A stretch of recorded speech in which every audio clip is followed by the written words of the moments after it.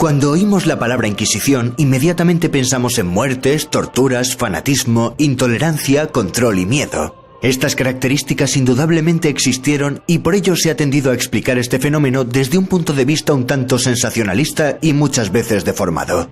La Inquisición española o Tribunal del Santo Oficio fue una institución que se creó en 1478 por los reyes católicos para mantener la unidad religiosa dentro de sus reinos y luchar contra la apostasía y más tarde contra la herejía, es decir, contra cualquier desviación de la fe verdadera. Tuvo una vida de unos 350 años. A finales del siglo XVIII, la Inquisición entró en un periodo de decadencia, convirtiéndose en una antigualla que navegaba en contra de los vientos liberales que soplaban y finalmente murió de vejez en el siglo XIX. La institución inquisitorial, sin embargo, no es un invento español como mucha gente piensa, pero inevitablemente la gente la asocia con España. La Inquisición nace en Francia. El catarismo es la doctrina de los cátaros, o albigenses, llamados así por la ciudad de Albi, un movimiento religioso de carácter gnóstico que se extendió por Europa occidental a mediados del siglo X y logró arraigar hacia el siglo XII. Tenía influencias del maniqueísmo con sus dos fuerzas opuestas, el bien y el mal, representadas por la dualidad Jesús-Satanás.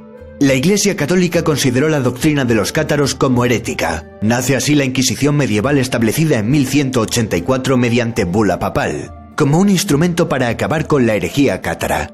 Frente a la creciente influencia y extensión de los cátaros, la Iglesia terminó por invocar el apoyo de la Corona de Francia para lograr su erradicación violenta a partir de 1209 mediante la Cruzada Albigense. La Inquisición fracasó porque no dependía de una autoridad central, sino que era administrada por los obispos locales.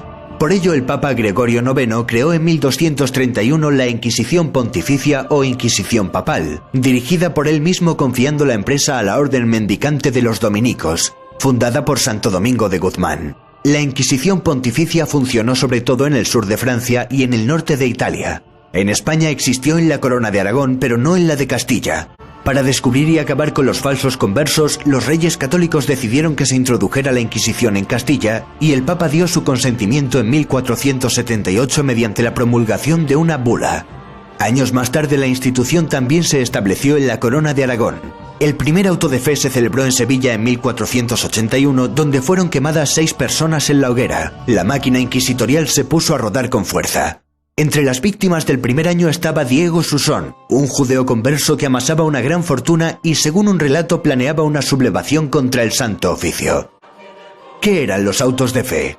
Un auto de fe era un acto público organizado por la Inquisición. Lo que comenzó como un acto religioso para expiar pecados y repartir justicia sin mucha pompa, acabó siendo un espectáculo popular más o menos parecido a una verbena o a una corrida de toros. Los autos de fe fueron ganando en solemnidad y duración. La gente acudía en tropel a verlos. También acabó acudiendo incluso el mismo rey. Hoy en día la Inquisición está muy mal vista, pero en esa época los autos de fe eran extraordinariamente populares, sobre todo en el siglo XVI.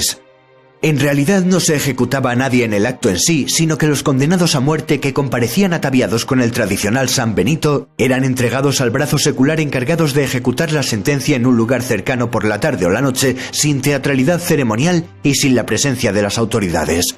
Eran montados sobre asnos y conducidos al fuego. Los que lograban escapar de la hoguera por haber huido o haber muerto durante los interrogatorios eran quemados en efigie, es decir, a través de un muñeco del tamaño de un ser humano que los representaba. Conforme iban aumentando el número de inquisidores, se hizo necesaria la designación de un inquisidor general para la Corona de Castilla y Aragón que coordinase la actuación del organismo. En 1483 se nombró para este cargo al dominico Fray Tomás de Torquemada. Con la creación de este puesto se centralizaba la dirección del Santo Oficio en una persona. El nombramiento correspondía al Papa, aunque eran los reyes en la práctica quienes proponían el nombre. La mayor actividad del Santo Oficio se concentró en los primeros años, donde se realizaron auténticas tropelías sin pruebas convincentes, con testimonios muchas veces inconsistentes basados en rumores. Aunque hay que decir que la gran mayoría de los encausados en 350 años de Santo Oficio lograría salvar la vida. Menos de un 2% moriría en la hoguera. Desde luego la cifra total de ejecuciones dista mucho de la que suele rondar en el imaginario colectivo. La Inquisición no mató a decenas de millones de personas, ni siquiera a millones. Esto lo sabemos bien, pues la Inquisición española tuvo un aparato burocrático enorme y se han conservado una enorme cantidad de documentos sobre los procesos que ha permitido a los historiadores investigar minuciosamente el tema. En 1517 la Iglesia se dividió en dos por la Reforma Protestante. Carlos I de España acabaría sucediendo a los reyes católicos y acabaría heredando los títulos de su padre Felipe el Hermoso, casado con Juana la Loca, convirtiéndose en emperador y en el hombre más poderoso del planeta.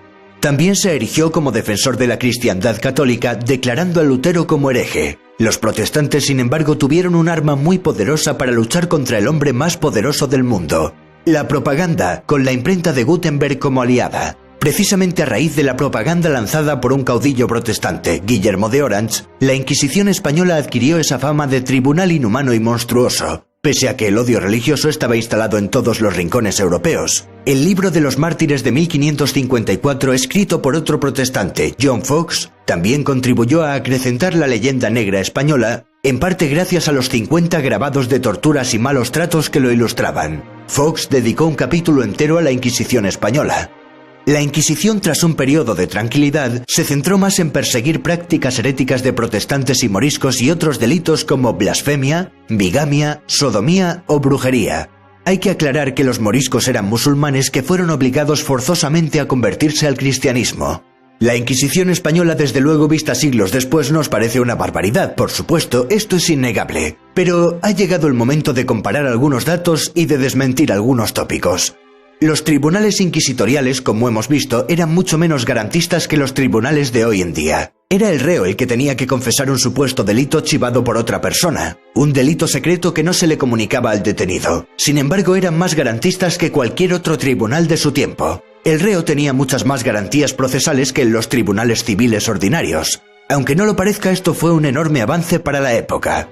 Además, en las cárceles inquisitoriales se daba mejor trato que en las cárceles seculares ordinarias. Muchos de los detenidos en las cárceles civiles blasfemaban para que les juzgase el Tribunal del Santo Oficio, para pasar así a sus cárceles más decorosas y humanas que las otras. La Inquisición, por supuesto, pasó a América en los territorios españoles, pero sus acciones no se dirigieron contra los indígenas, sino contra el mismo perfil de gente que las sufría en Europa: conversos, protestantes, blasfemos, etc.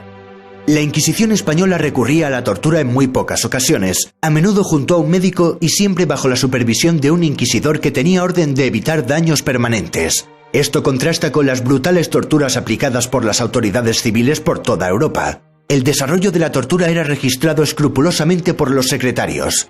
Las confesiones obtenidas durante el tormento no eran válidas por sí mismas y debían ser ratificadas en las siguientes 24 horas. Además, el Santo Oficio tenía un manual de procedimiento que prohibía muchas formas de tortura usadas en otros sitios de Europa. De hecho, muchas de las sádicas torturas que se han atribuido a la Inquisición española simplemente no son ciertas. Las torturas encaminadas a arrancar una confesión, también comunes en tribunales civiles que se aplicaban en la mayoría de los casos, fueron las siguientes. 1. El potro. Se tumbaba al reo en una tabla con correas que se iban apretando. 2. La toca. Se introducía un paño empapado en la boca y se tapaba la nariz para crear una sensación de asfixia. Y 3. La garrucha. Se colgaba al reo de las muñecas con las manos atadas a la espalda. El estudioso Henry Kamen afirma que en Europa entre los siglos XV y XVIII, por cada 100 penas de muerte dictadas por tribunales ordinarios, la Inquisición emitió una.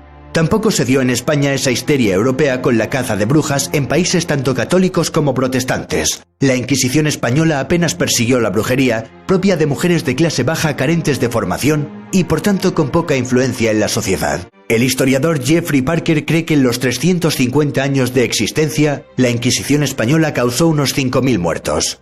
Henry Kamen sitúa la cifra en unos 3.000. En un periodo similar, Alemania quemó a 25.000 brujas. Y en toda Europa se quemaron unas 50.000. Sin embargo, la Inquisición española solo quemó a 59 mujeres por brujería.